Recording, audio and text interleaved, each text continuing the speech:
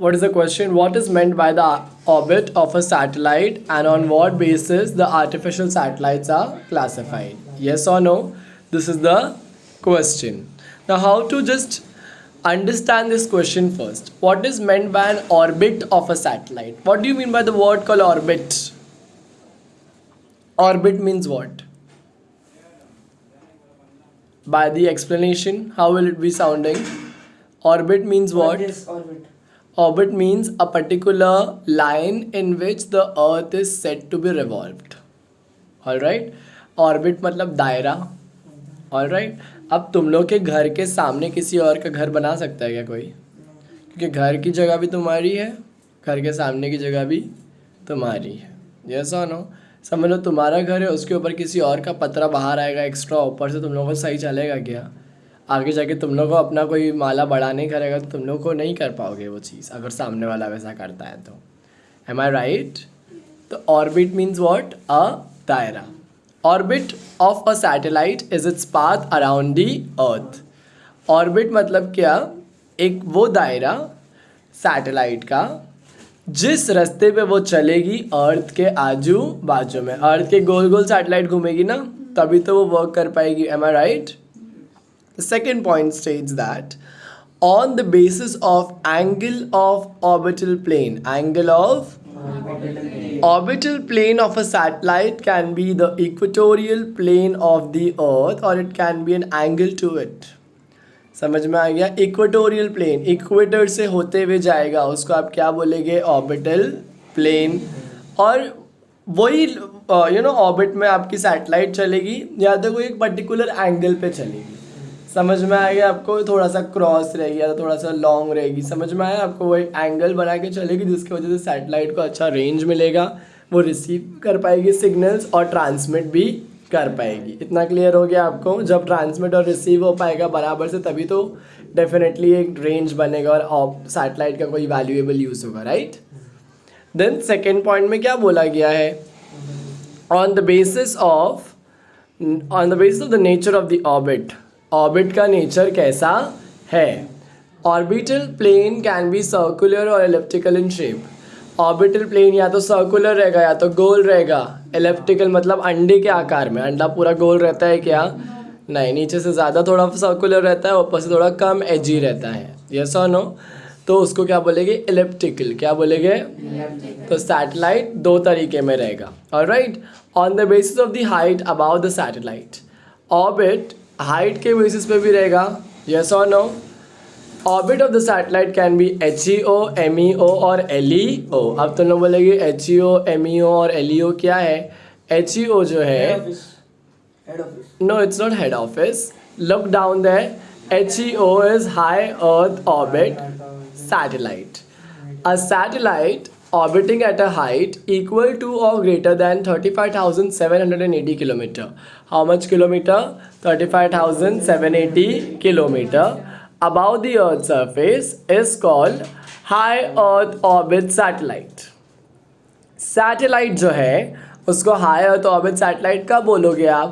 जब वो ज़मीन से अर्थ के ट्रस्ट से कितने ऊपर है? 35,780 kilometre. Then only you will be considering that satellite as which satellite? High Earth Orbit Satellite. Alright? Medium Earth Orbit Satellite. Medium Earth Orbit Satellite का रेंज क्या है? A satellite orbiting at a height between 2,000 kilometer and 35,780 kilometer. 2,000 kilometre से लेके 35,780 kilometre के बीच में है, तो उसको आप क्या बोलेंगे?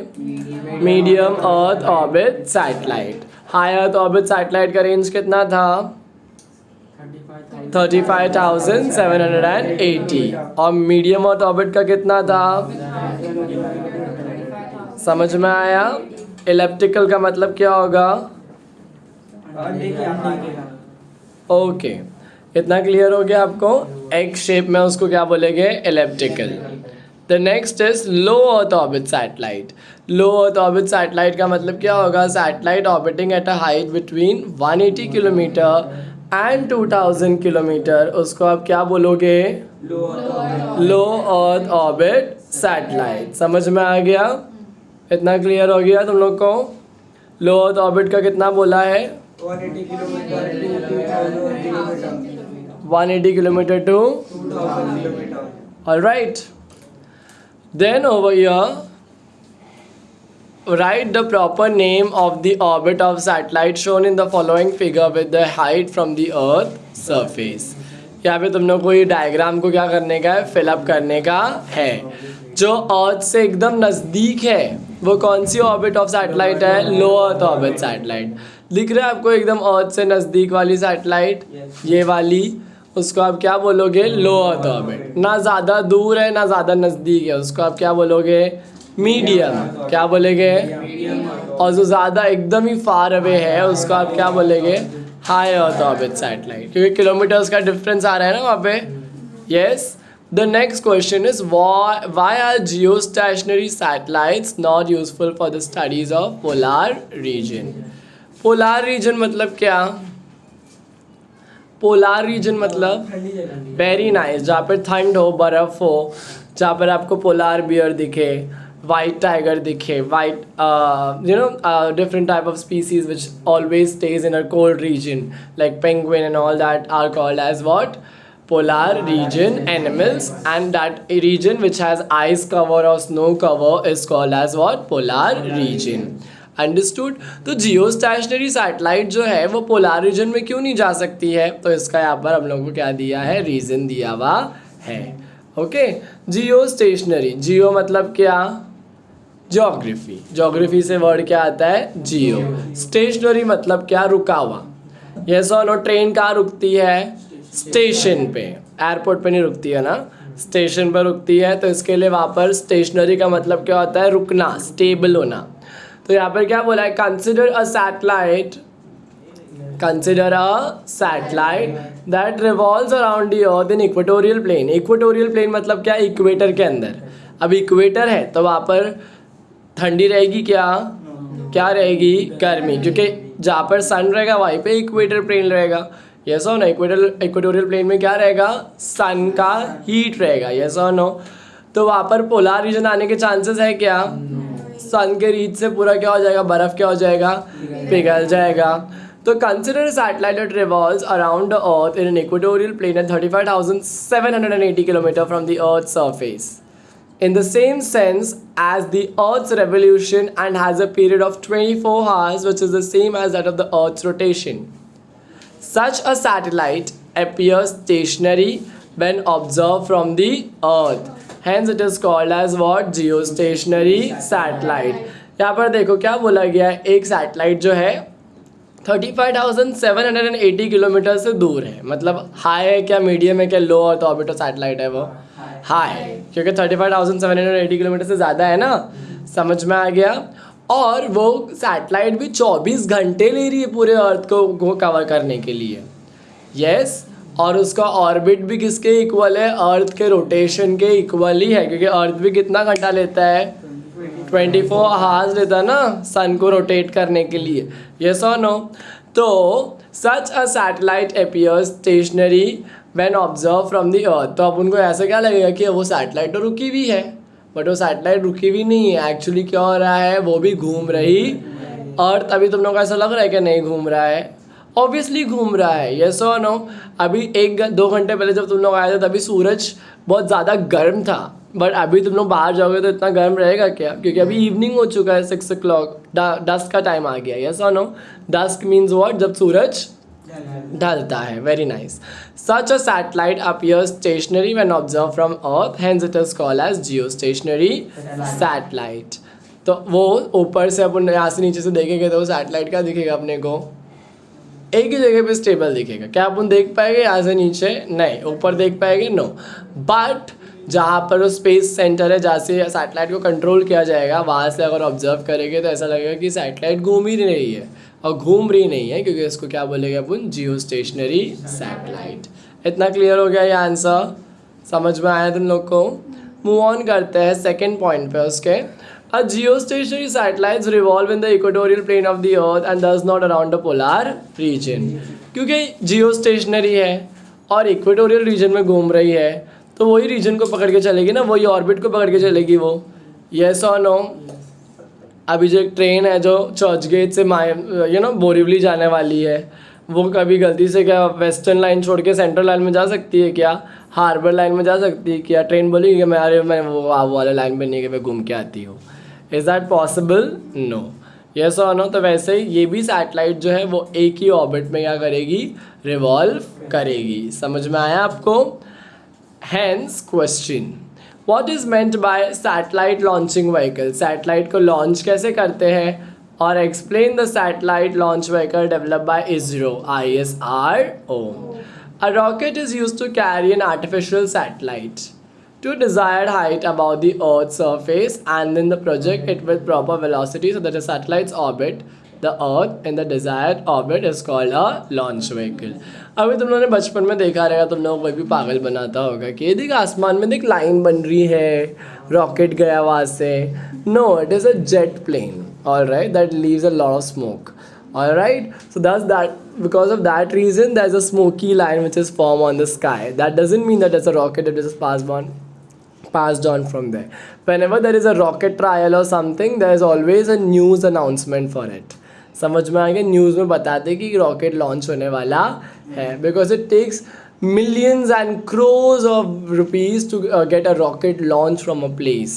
All right, so once when you're spending that much of the amount, it should be, it should be a matter of news. It should be spread everywhere. Yes or no? That we have done something great on which we are spending that much amount, so that it is going to be valuable for us. Yes. तो यहाँ पर तुम लोगों को ये समझ में आया, rocket is use to carry an artificial satellite. Rocket क्या लेके जाएगा? एक हाइट पे लेके जाएगा. यस और नो? और प्रॉपर वेलोसिटी के साथ में स्पीड भी उसकी क्या रहेगी? परफेक्ट रहेगी. So that the satellite orbits the earth and the desire orbit. मतलब क्या, सैटेलाइट क्या करेगा? बराबर से क्या कर पाएगा? ऑर्बिट पे जाके अच्छे से रिवॉल्व कर पाएगा. वो किसके ज़रिए पॉसिबल है? लॉन्च व्हीकल के ज़रिए possible. A satellite launch vehicle needs a specific velocity as well as a thrust to reach the desired height about the earth surface. अगर आप चाहते हो कि मेरे को 6 मारना है क्रिकेट खेलने के टाइम पे, तो ढीला हाथ रख के 6 जाएगा आपका क्या?